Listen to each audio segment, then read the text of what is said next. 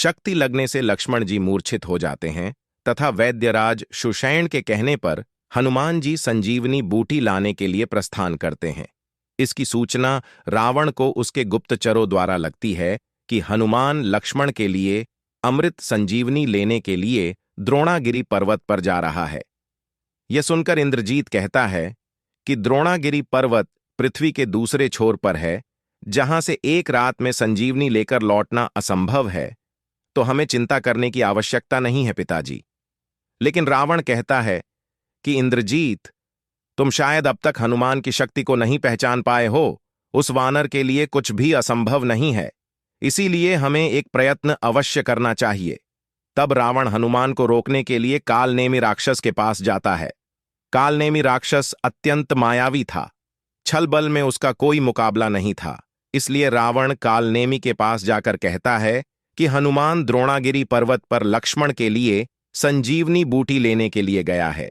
यदि वह है सूर्य उदय होने से पहले संजीवनी लेकर आ गया तो लक्ष्मण के प्राण बच जाएंगे और हमारे शत्रु जी उठेगा। तब रावण कहता है कि कालनेमी, तुम अत्यंत मायावी हो और छल करने में तुम्हारा कोई मुकाबला नहीं है। तुम्हें केवल इतना करना है कि किसी भी तरह करके तुम हनुमान को रास्ते में रोक लो, और अगर यह भी ना कर सको तो केवल इतना करो कि जिससे हनुमान सूर्योदय से पहले संजीवनी लेकर ना लौट पाए। रावण का आदेश मानकर कालनेमी तुरंत हनुमान को रोकने के लिए प्रस्थान करता है। हनुमान जी से पहले पहुंचकर वह बीच मार्ग में ही एक स्थान पर अपनी मायावी विद्या से एक कुटिया का निर्माण करता है तथा खुद एक ऋषि के वेश धारण कर लेता है। हनुमान जी को रास्ते में जाता देखकर कालनेमी श्री राम नाम का भजन करने लगता है, जिससे सुनकर हनुमान जी को जिज्ञासा होती है कि ऐसे दुर्गम स्थान पर श्री राम का कोई भक्त है जो कि उनका नाम से भजन कर रहा है। एक राम भक्तों की कुटिया जानकर हनुमान जी उससे मिलने के लिए नीचे जाते हैं और देखते हैं कि कुटिया के बाहर एक ऋषि महात्मा बैठे हैं और राम नाम का गुणगान करते हुए कह रहे हैं, राम जय जय राम, श्री राम जय जय राम, मैं तो राम ही राम पुकारूं। हनुमान उन्हें प्रणाम करते हैं, पूछते हैं कि महात्मन, आप इस दुर्गम स्थान पर श्री राम के कोई भक्त मालूम होते हैं?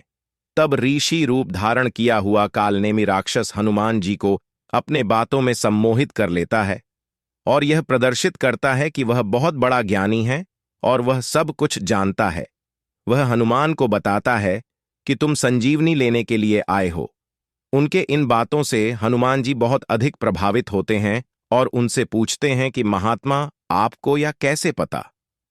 तब वह कालनेमी राक्षस कहता है कि मैं श्री राम का भक्त हूं और उनकी महिमा से सब कुछ जानता हूं, और आपसे निवेदन करता हूं कि आप बहुत दूर जा रहे हैं, इसलिए कुछ समय रुककर यहां पर विश्राम कीजिए। हनुमान जी कहते हैं कि उन्हें सूर्योदय से पहले संजीवनी लेकर पहुंचना है, इसलिए वह विश्राम नहीं कर सकते। लेकिन कालनेमी राक्षस कहता है कि वह है अपने चमत्कार से हनुमान जी को पल भर में द्रोणागिरी पर्वत पर पहुंचा देगा, लेकिन इसके लिए तुम पहले पास ही के तालाब में स्नान करके आओ, तब मैं तुम्हें अपना शिष्य बना लूंगा और तुम्हारे सभी मनोरथ सिद्ध कर दूंगा। ऋषि रूप धारण किए हुए कालनेमी राक्षस की बातों में आकर हनुमान जी तालाब में स्नान करने के लिए जाते हैं। जब हनुमान जी तालाब में स्नान कर रहे होते हैं, तब उन पर एक मगरमच्छ हमला करता है। काफी देर मगरमच्छ से उलझने के बाद हनुमान जी के हाथों वह मगरमच्छ मृत्यु को प्राप्त हो जाता है और मरते ही उस मगरमच्छ के अंदर से एक स्त्री की दिव्य आत्मा निकलती है।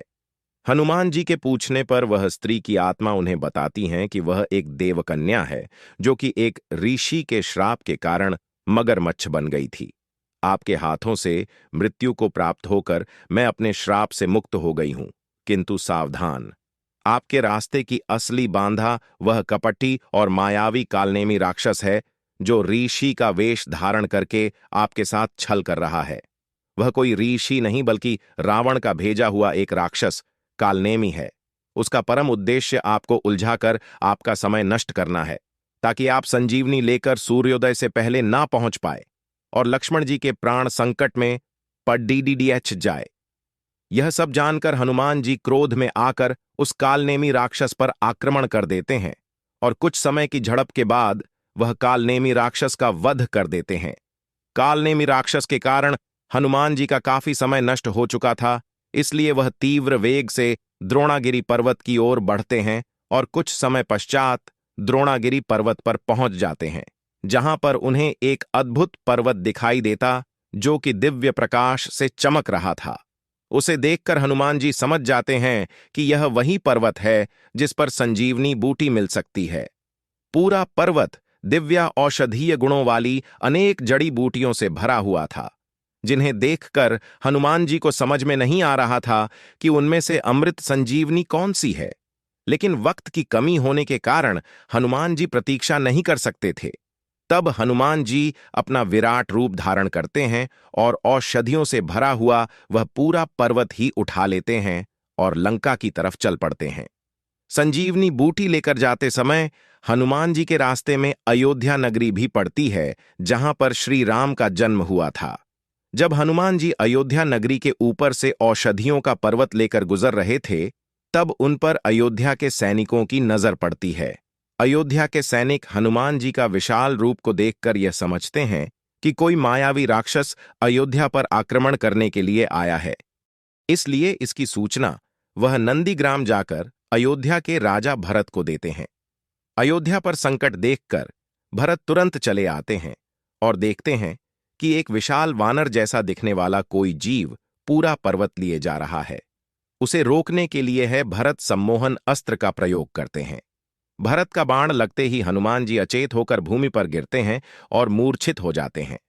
जब भारत उनके पास पहुंचते हैं तो हनुमान जी मूर्छित होते हुए भी राम राम जप रहे थे। हनुमान जी को मूर्छा में भी राम नाम जपते देखकर भरत जी को यह आभास हो जाता है कि ये निश्चित ही कोई राम भक्त हैं, जिस पर बाण चलाकर उन्होंने घोर पाप किया है। अपने कार्य पर पश्चाताप करते हुए भरत हनुमान जी को जगाने का प्रयास करते हैं। कुछ ही देर में हनुमान जी होश में आ जाते हैं और भरत को देखकर आश्चर्य में पड़ जाते हैं, क्योंकि भरत जी का चेहरा उनके आराध्य श्री राम के जैसा ही दिखाई पड़ रहा था। जय श्री राम कहते हुए हनुमान उठ खड़े होते हैं। तब हनुमान जी अपना परिचय देते हैं तथा भरत का परिचय पाकर अत्यंत प्रसन्न होते हैं, क्योंकि उनके आराध्य श्री राम के छोटे भाई भरत से उनकी पहली बार भेंट हुई थी। हनुमान का परिचय जानकर भरत उनसे श्री राम, लक्ष्मण और माता सीता के सकुशल होने की खबर पूछते हैं, तो व्यथित होकर हनुमान जी भरत को सीता हरण, लंका में युद्ध तथा लक्ष्मण मूर्छा का समाचार भरत को सुनाते हैं, जिसे सुनकर भरत जी विलाप करने लगते हैं कि उनके कारण श्री राम, लक्ष्मण और सीता को इतने दुख भोगने पड़े हैं। लेकिन समय की कमी होने के कारण हनुमान जी भरत को धीरज बनाते हुए संजीवनी लेकर वहां से चल पड़ते हैं। दूसरी तरफ लक्ष्मण जी के मूर्छित शरीर अपने गोद में लेकर श्री राम विलाप कर रहे थे और उनकी नजरें लगातार हनुमान जी की प्रतीक्षा कर रही थीं। अचानक बजरंगबली हनुमान विशाल रूप में हाथ में पर्वत उठाए आते हुए दिखाई देते हैं और सभी के चेहरे पर एक संतोष की झलक नजर आती है।